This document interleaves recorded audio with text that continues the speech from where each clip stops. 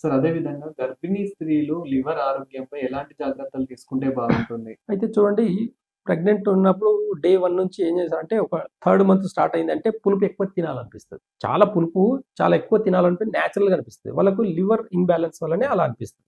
అయితే ఈ పులుపు తినడంలో 2 విధాలండి. బాగా గుర్తుపెట్టుకోండి. ఈ మధ్య ఏమైపోతుందంటే ప్రెగ్నెంట్ ఉన్నప్పుడు ఒకప్పుడు మామిడికాయ గాని ఇలాంటివి తినేది. నిమ్మకాయలు అలాంటివి తినేది.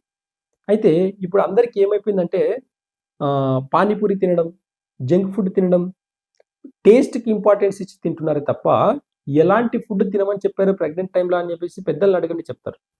కాబట్టి ఏదైనా సరే నేచురల్‌గా తీసుకునే ఫుడ్డు లివర్‌కి మంచిది. ఆ లివర్ అనేది ఇంటర్నల్‌గా మీ బేబీకి గ్రోత్ కూడా పెరిగే అవకాశాలు ఎక్కువుంటాయి కాబట్టి, అంటే మామిడికాయని తినడం వల్ల హెల్తీ హెల్తీగా గ్రోత్ ఉంటుందనమాట. బేబీ గ్రోత్ కూడా హెల్తీగా ఉంటుంది.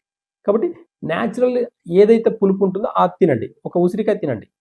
ఒక మామిడికాయ తినండి. ఒక చింతపండు, చిన్న చింతపండు ఒక్క ముక్క తినండి.